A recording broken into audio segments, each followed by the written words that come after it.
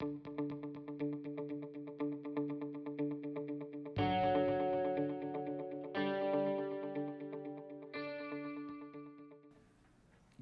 morning. I want to first welcome each and every one of you to the 10th Annual Institute for Equity, Diversity, and Inclusion. And I especially want to thank you for making the time to attend in the final weeks of the summer before the start of the academic year, 2016-2017. My name is Doug Haynes. Most of you know me as a professor of history, but I'm here today wearing my hat as Vice Provost for Academic Equity, Diversity, and Inclusion. This institute's been in existence for about 10 years, and originally the conception was to create a campus venue to bring people together to focus on issues of diversity, equity, and inclusion, and to do that in an intentional way. And so this year, as you know from the invite and some of the Institute materials, the focus is on the UCI strategic plan, Bright Past, Brilliant Future, and in particular, Pillar 2, First in Class. And I'll be describing the program shortly. But in the meantime, I think it's important to draw attention to who you are. Each of you were invited for a specific reason. You were invited because you have some role, some responsibility, some oversight for student success, both for our undergraduate population, but also for our graduate population. And so I want to briefly summarize some of the titled folks who are here, because together you constitute the community that supports student success. And they include our academic advisors and student support personnel, as well as undergraduate and graduate program coordinators, department chairs, graduate directors, associate deans and deans, and those associate deans for undergraduate education and graduate education. And I also want to draw attention to the unit level involvement, in large part because at large institutions there is the sense of silos, and that we inhabit those silos and that they can really impair our willingness and capacity to sort of build bridges. And so I want to acknowledge those individuals from our various academic schools, as well as the divisions of student affairs, graduate education, and undergraduate education. Now, I'm not sure if you were alert to this fact, as like you, I am waking up, but you have a colored dot on your name card. The goal of this was to ensure that you don't sit next to someone with the same color dot. In some sense, it was a hopeful attempt at an icebreaker. But if you have violated this first rule, there is still time to correct it. But we wanted to do this icebreaker in part because we want to be sure that we are building bridges across our different units. And so in that spirit, what I'd like to ask you to do is take a moment and greet your seatmate to your left or right. And if no one's on your left and right or in front and back of you, go somewhere and say hello to somebody. Now.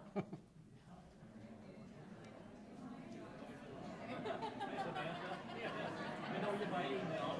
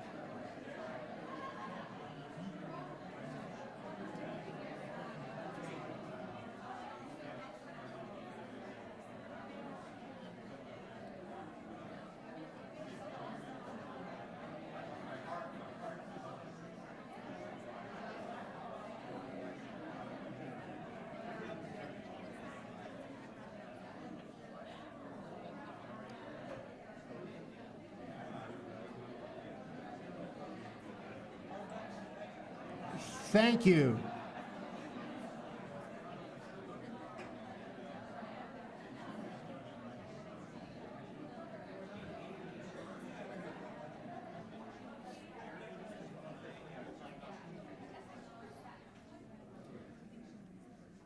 Thank you for doing that.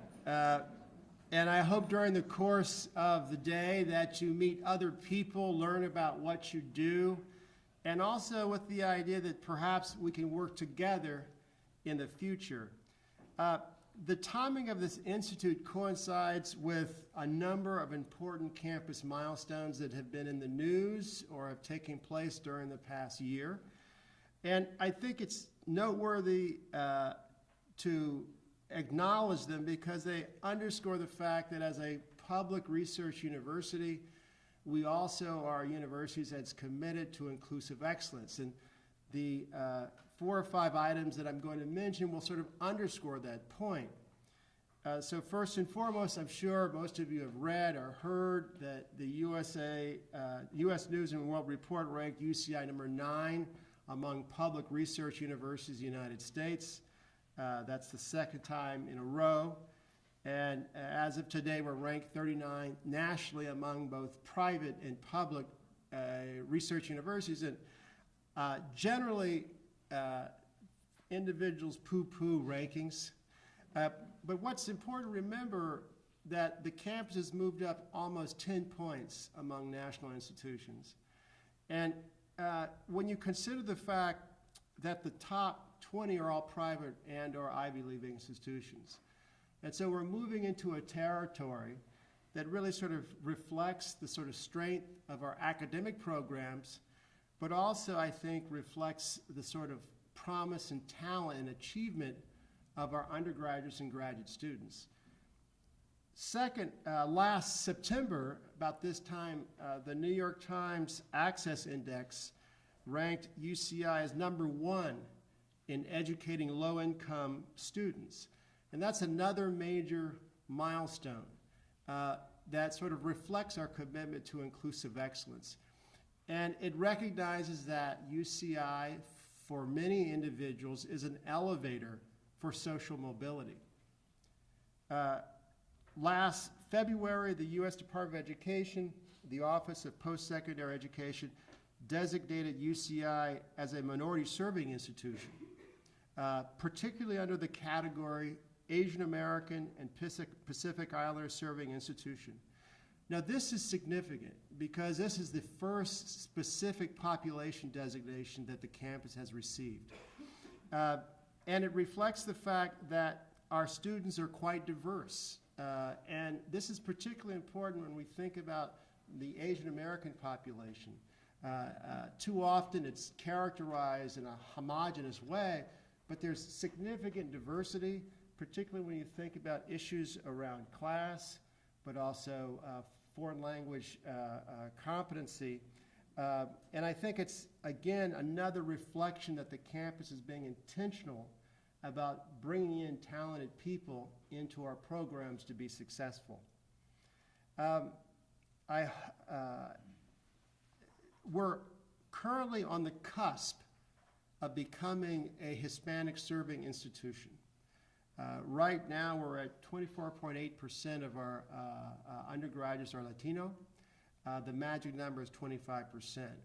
And so we are anticipating receiving that designation from the Department of Education in 2018. Again, this is a very powerful reflection about the campus commitment to inclusive excellence. And I also want to underscore the fact that these designations tell us that we're also doing something that we're obligated to do as a public land-grant university, and that is to educate residents of the state of California. And so these are just further milestones that sort of underscore that we're doing that work.